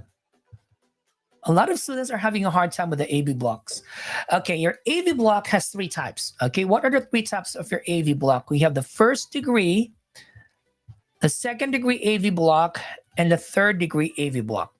So the first degree AV block, take note of first degree AV block. Second degree AV block has two types. What are the two types of second degree AV block? You have your Mobitz 1 and you have your Mobitz 2. And third AV block, you call this a sure what? What is another term for your third degree AV block? Anybody? What is another name for third AV block? I'll answer it. Complete AV block. So you call this a sure complete. So in your first degree AV block, don't forget with rhythm. Usually an AV block has rhythm. What is so special about AV block is you have a prolonged PR interval.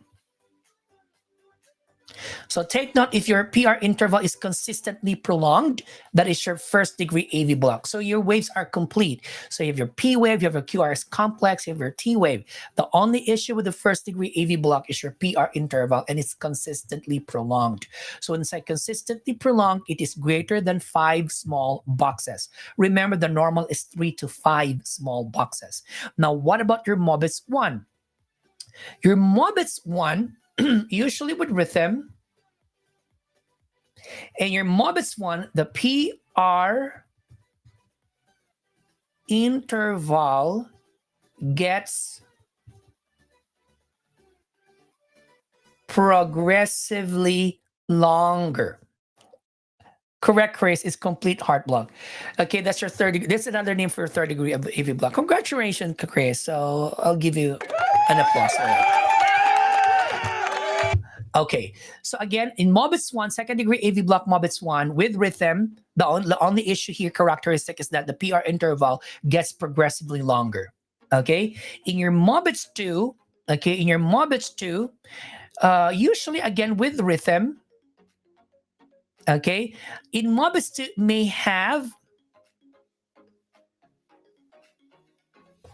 more than one P wave. Okay, but you have a normal PR interval. In your third degree AV block, you usually have rhythm. Okay, but your PR interval is inconsistent. Now, what do you mean by this? Inconsistent. You may have a normal PR interval, you may have prolonged PR interval, so it's inconsistent. That is your complete AV block or third degree AV block. But if you have a more than one P wave, you may or may have more than one P wave in every QRS, but the PR interval is normal, and that is your Mobitz 2. That is second degree AV block Mobitz 2. Okay, so I think this is clear. So what I'm going to do now is I'll show the picture, and I hope you'll be able to identify.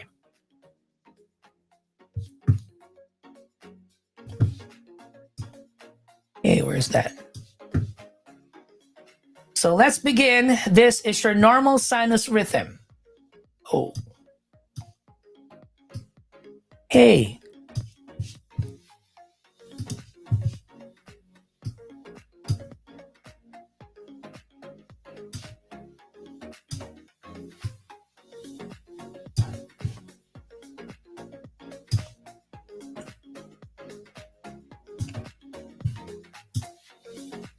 No, not that one. Let's lock this.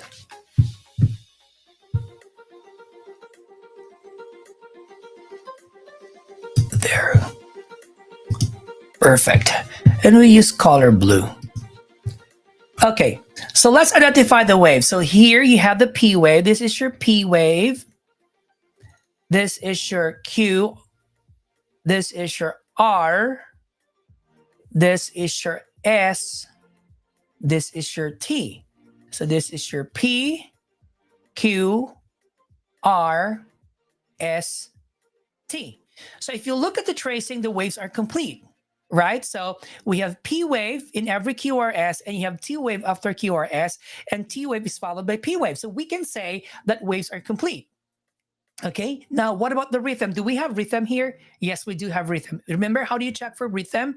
You use a caliper, and then you measure the distance between R wave and another R wave. See? So if you look at the distance of R wave and R wave, they're the same. So the spacing is the same. They have the same interval. So this, we can say that, okay, waves are complete with rhythm. Now, what about the PR interval? Remember, what did it tell you about the PR interval? The normal PR interval is 3 to 5 small boxes. I'm afraid I can no longer zoom this in out so you can see. So remember, the PR interval starts from the beginning of your P wave, okay, to the beginning of your QRS. So how many boxes are those? 1, 2, 3, 4. So it's normal because the normal is 3 to 5 small boxes. So waves are complete with rhythm. PR interval is normal. What about the heart rate? The heart rate must be 60 to 100. Okay, 60 to 100. Now look. So from here, going here is your 3 seconds. Here, going here. Sorry, here, going here is your 3 seconds. And then this one is your another 3 seconds. So this will make your what? 6 seconds trip. So you're trying to count how many R waves in between, okay, inside your 6 second strip. All you have to do is to count the number of R waves, right? So here, going here is 3, and this one is 3, making it 6 seconds. Again, 1, 2, 3, 4, 5, 6, 7. So what is the heart rate? The heart rate here is 70 beats per minute. So what can you say? This is a normal sinus rhythm. Why? Heart rate is within the limits. Waves are complete with rhythm, and the PR interval is normal. So this is a normal sinus rhythm. And by the way, when I say EKG tracing, I need to focus myself first so that you can see me. When I say EKG tracing, remember, normally in the hospital, we order 12-lead EKG, right? So what is the relevance of your 12-lead EKG? Now, if this, hey, what happened? Okay, so what happened is that in your 12-lead EKG, let's say that this is your heart. Can you see me? I think I pressed something.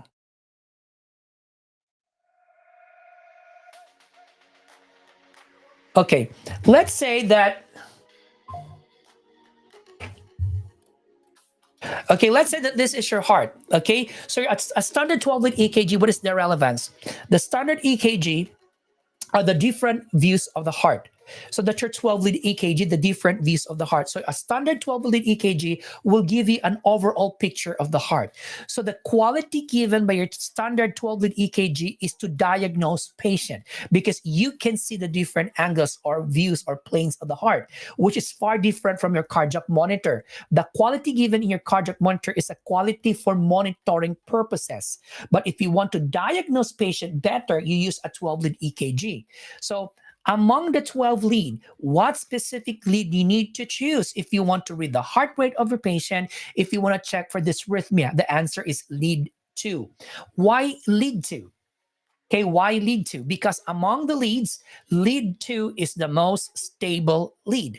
That is why if it's the most stable, that is the best lead used if you want to check for dysrhythmia. That is why sometimes in the hospital, you will see doctors ordering this to your patient. Start 12 lead EKG with long lead 2 strip to chart. So you want to do a 12 lead EKG and obtain a long lead 2, okay, and then put that in the patient's chart. Okay, sometimes you will encounter doctors like that. Okay, so this is your normal sinus rhythm. It's normal thing. No need to give any medicine, no procedures. Okay, next is your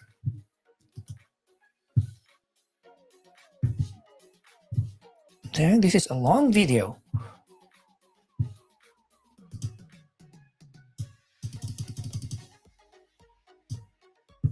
Next is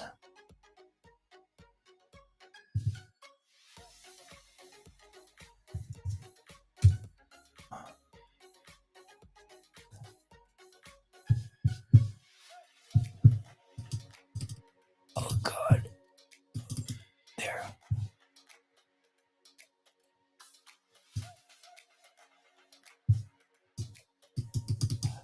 It won't remove. Hey, I need to remove this. Perfect. Okay, next is your sinus tachycardia. And I'll put sinus bradycardia too. There, side by side.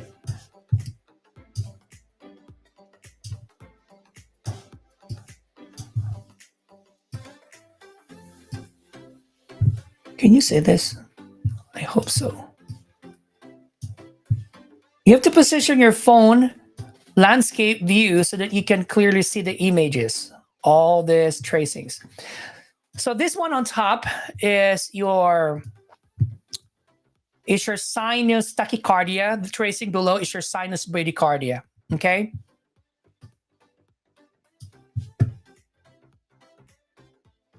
We'll use color blue again. Okay. Now look, first thing to do is to check for the completeness of your waves, right? So are the waves complete? Yes. So you have here your P, you have your Q, you have your R, this is your S, this is your T. So have you one P wave before QRS, one T wave after QRS, and after T wave, you have your P wave. So waves are complete, right? Now, what about the rhythm? Rhythm, of course, with rhythm, the same spacing, the same interval. So we can say waves are complete. Okay, waves are complete with rhythm. Now, what about the PR interval?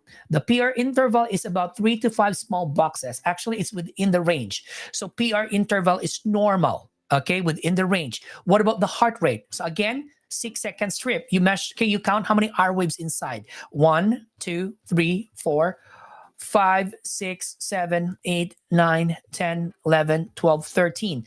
13 multiplied by 10 is 130. So this is 130 beats per minute. So what is this tracing? This tracing is what we call sinus tachycardia. So what do we do here? We give beta blockers. Some doctors will give calcium channel blockers. We also do deep carotid, or not deep, we do carotid massage. Okay. So the reason is to bring down the heart rate of your patient. Now, in the event that you don't have a 6-second strip, I can teach you how to read ECG without the 6-second strip. All you have to do is to memorize the 6 numbers. And what are those? 300, 150, 100, 75, 60, 50. You just memorize the 6 numbers: 300, 150, 175, 60, and 50. Okay. So how will you know the heart rate? By looking at this one. Look for an R wave that falls directly on your dark line. That dark line is your base. The next dark line you start counting. The next dark line is 300. Next is 150. Next is 100. In short, the next R wave is between what numbers? It's between 100 and 150. Therefore, what is the heart rate? The heart rate is 100 to 150 beats per minute. Okay, still tachycardia. Did it fall on the same range, safe range? Yes, it's 150, sorry, 100 to 150. The exact heart rate is 130. It's within this range. So that is why if you don't have a 6-second strip, you can use this technique. What technique? The 6 numbers: 300, 150, 100, 75, 60, 50. So this is your sinus tachycardia. What about this one? Waves are complete. P, Q, R, S, T. So waves are complete, and by merely looking at the tracing, we know that they have interval. They have the same interval. They have rhythm. So we can say waves are complete with rhythm. PR interval is normal. Now, what about the heart rate?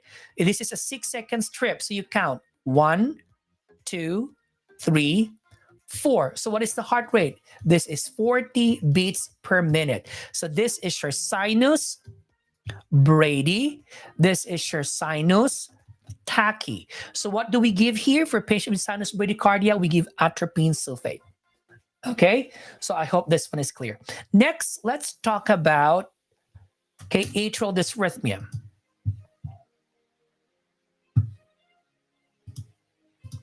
See, it won't let me delete this.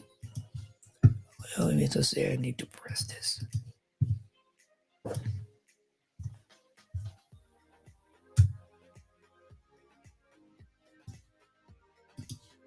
And this one. Okay, let's paste your atrial flutter and then your atrial fibrillation.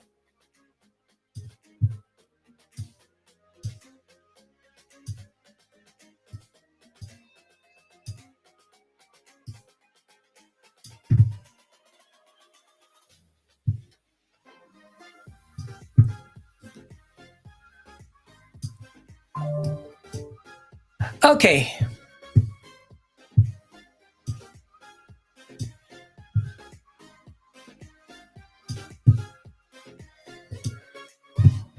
Color blue. And let's begin. So this is your atrial flutter on top. Below is your atrial fibrillation. Now look at your atrial flutter. So again, if it's an atrial issue, the waves affected here is the P wave, correct? Now look at the P wave here. So we have QRS. QRS is present. QRS is present, so you don't have to worry. So the main issue is the P wave giving you an atrial condition, atrial issue, atrial problem. And the P wave here resembles sawtooth. Okay, sawtooth in appearance. And take note, RR interval the same with rhythm. So this is your atrial flutter. Your atrial fibrillation is different. Okay, look at the RR interval. They don't have the same interval. So if it's fibrillation, there is no rhythm. Okay, so in atrial fibrillation, no rhythm with QRS complex, but the P wave is hard to identify. Okay, so again, this is your atrial fibrillation, and I said if it's fibrillation, there is no rhythm. How did you know that? The RR interval is inconsistent. They don't have the same spacing. They don't have the same interval. So what do we do for atrial flutter? We give what? We give the class 1 antidysrhythmic drug. We give PQ, remember PQ, procainamide and quinidine, and we give additional antiplatelet or anticoagulant. And we also do cardioversion. Why is cardioversion possible here? Because you have QRS complex. Okay, so remember, cardioversion is synchronized delivery of shock. We deliver shock in cardioversion specific to your QRS complex, especially on your R wave. That is why if you look at the machine that delivers cardioversion, you will see in the monitor, there's an arrow or grid every R wave. You will see that. Okay, so this is your atrial flutter on top, atrial fibrillation below. Next,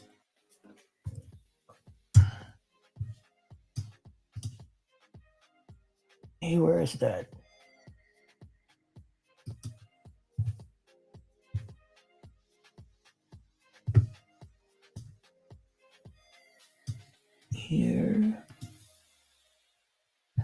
Then let's proceed to ventricular dysrhythmia. Let's talk about VTAC and VFib.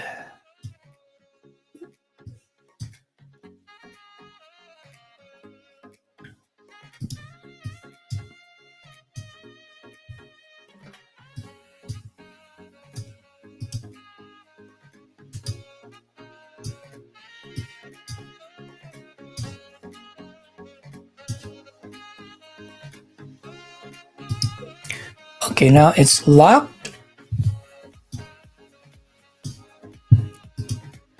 Okay, so look at your ventricular fibrillation. Again, in ventricular fibrillation, I said if it's fibrillation, there is no rhythm, right? So we cannot identify, oh, there's rhythm here. No, there's no rhythm. The interval is hardly identified. Okay, but in your ventricular tachycardia, in your VTAC, there is rhythm, the same interval. Okay, same interval, same spacing. So in ventricular fibrillation, how we describe the tracing in VFib, no rhythm, the tracing is chaotic and disorganized. But in VTAC, with rhythm, and it's wide QRS and it's bizarre tracing. Okay, in ventricular fibrillation, I'm a slurring of speech. In ventricular fibrillation, okay, we follow a protocol DILM. Remember DILM? Defibrillation, epinephrine, amiodarone, lidocaine, magnesium sulfate. For your VTAC, okay, we also give the antidysrhythmic medicine. We can give lidocaine and we also give magnesium sulfate. And for your procedure, if the type of VTAC has pulse, we do cardioversion. If the type of VTAC has no pulse, okay, unstable, we do defibrillation. Okay. Now, what's the reason in giving magnesium sulfate to your patient? The purpose in giving magnesium sulfate is to prevent, okay, polymorphic ventricular dysrhythmia, and you call that as your torsade de pois. Do you know how torsade de pois look like? It looks like a twisted and change in the amplitude of the tracing gradually. Hey, what's wrong?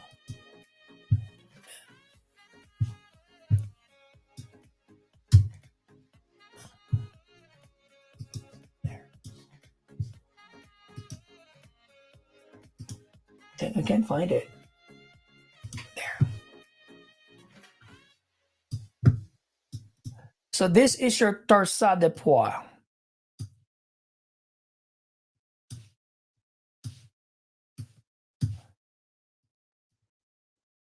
Torsade, that's the point, is your torsade de pois. So if this is your isoelectric line, so it's twisted and there is a changing gradually in the amplitude, okay, increasing and then decreasing again, increasing and decreasing. That's your torsade de pois.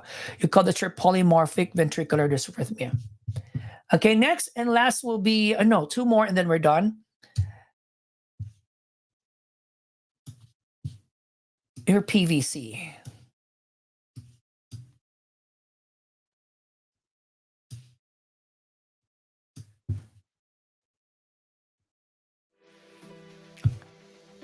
So this is your PVC, your premature ventricular contraction.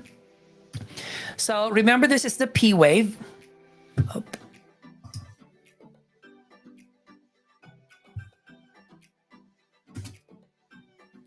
So this is the P wave, okay, and P wave. This is your T wave. After T, should be followed by P wave, and this is your T wave. After T wave, it should be followed by P wave, but there's no P wave. There's automatic QRS complex. There's automatic QRS complex, and then it's followed by compensatory pause. Okay, so this is what you call your premature ventricular contraction. In short, the ventricles contract prematurely. It should be the atria first, then the ventricle next. Here, there's no atrial contraction, automatic ventricular contraction. That is what we call it PVC. Some book, they call it premature ventricular complex. Other book, it's premature ventricular contraction. Okay. And I said if you have 6 or more PVCs in a minute or 3 or more PVCs in a row, notify the doctor, because that would indicate pending what? Cardiac arrest, because it may transition to a deadly dysrhythmia. Okay.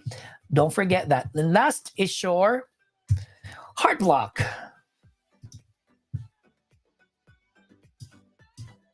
Where is that? AV blocks.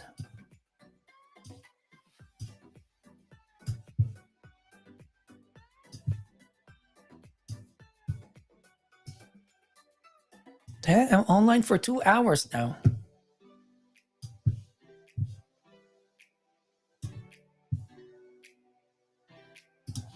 Where is it?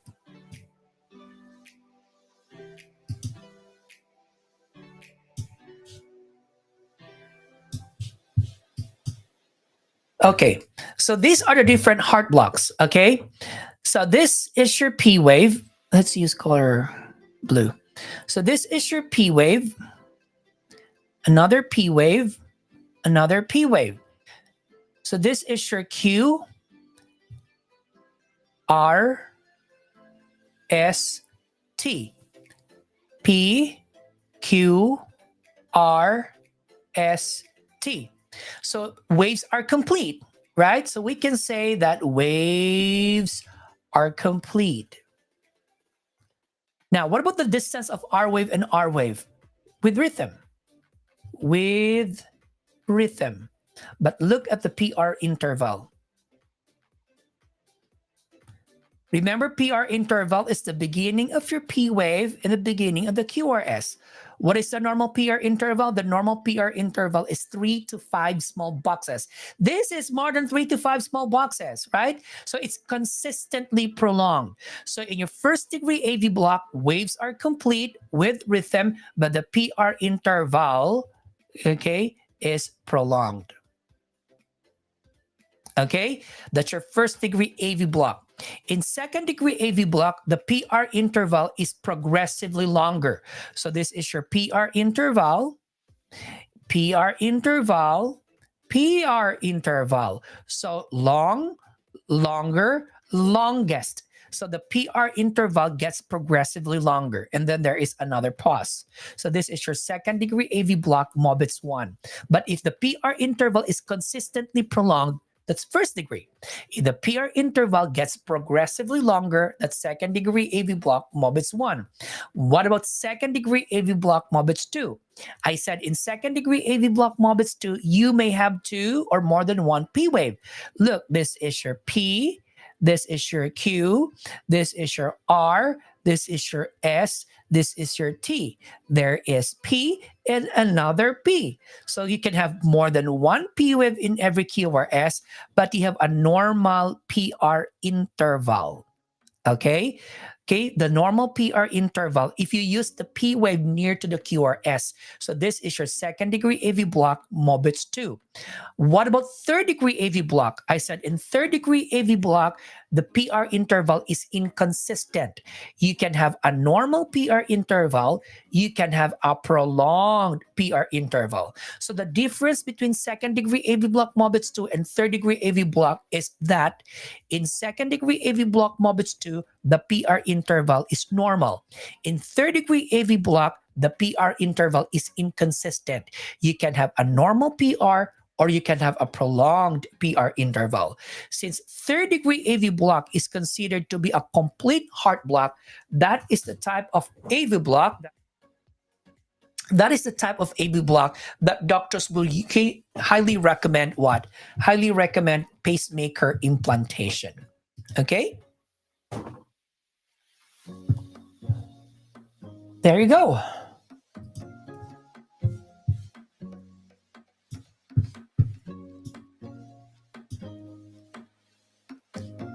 There you go, nurses. I hope you learned something. So I already streamed for 2 hours and 4 minutes. Okay, well, I hope you learned something, guys, and I hope to see you soon in next of the Facebook stream or live that I have for the NCLEX tutorial. Drop a message or send a message to me if you want me to do lecture specific topic. God bless everybody. Drive safe, and of course, good night, Las Vegas. Bye.